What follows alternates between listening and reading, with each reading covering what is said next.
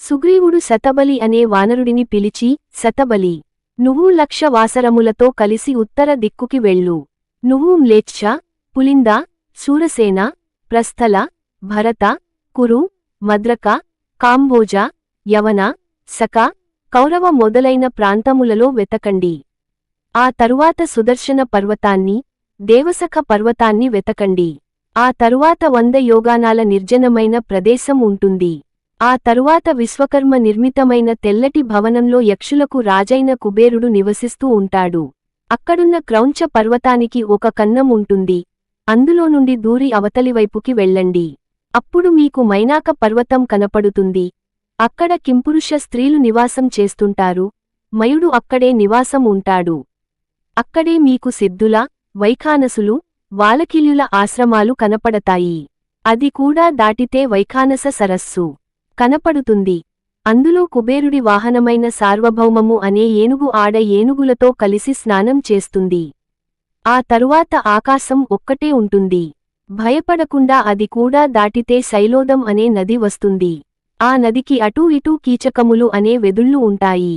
ఆ వెదుళ్ల మీద ఋషులు అటూ ఇటూ దాటుతుంటారు. అక్కడి నుండి ముందుకి వెళితే సిద్ధపురుషుడు కనపడతాడు. అది కూడా దాటితే పుణ్యాత్ములకు నివాసమైన ఉత్తరకురు దేశం కనపడుతుంది. అక్కడ ఎన్నో వేల నదులు ప్రవహిస్తుంటాయి. అన్ని నదులలోనూ వెండి పద్మాలు ఉంటాయి. వాటి నుండి రజస్సు నీళ్లల్లో పడుతూ ఉంటుంది. అందువలన ఆ నీరు సువాసనలు వెదజల్లుతుంటుంది. అక్కడ చిత్రవిచిత్రమైన చెట్లుంటాయి. ఆ చెట్ల కింద నిలుచుని ఒక కోరిక కోరితే ఆ కోరికలకి సంబంధించినది ఆ చెట్టుకి వస్తుంది. అక్కడి నుండి ముందుకి వెళితే మీకు సంగీత ధ్వనులు వినపడతాయి. అక్కడ ఎందరో సంతోషంగా తపస్సు చేసుకుంటూ తిరుగుతూ ఉంటారు. అక్కడికి వెళ్ళాక మీకు దుఃఖం అన్నది ఉండదు. అది దాటిపోతే ఉత్తర సముద్రం కనపడుతుంది. ఆ సముద్రం మధ్యలో సోమగిరి అనే పర్వతం ఉంటుంది. సూర్యుడు లేకపోయినా ఆ పర్వతం ప్రకాశిస్తూ ఉంటుంది. అది కూడా దాటి వెళ్ళిపోతే ఒక పర్వతం మీద బ్రహ్మాండమైన, రమ్యమైన మందిరం కనపడుతుంది. అక్కడ శంకరుడు రుద్రులుగా వచ్చి కూర్చుంటాడు. ఆ పక్కనే బ్రహ్మగారు వేదాన్ని బ్రహ్మర్షులకి చెప్తుంటాడు. ఇక అది దాటి ఏ ప్రాణి వెళ్ళలేదు. మీరు అక్కడిదాకా వెళ్ళి సీతమ్మని వెతకండి. 1 నెల సమయంలో సీతమ్మ జాడ కనిపెట్టండి అని చెప్పాడు. అన్ని విషయాలు విని రాముడు ఆశ్చర్యపోయి, సుగ్రీవా, ఇన్ని దిక్కులలో ఉన్న ప్రాంతాలలో విశేషాలు అన్ని నీకు ఎలా తెలుసయ్యా? ఇంత జ్ఞానం ఎక్కడిది నీకు అని అడిగాడు.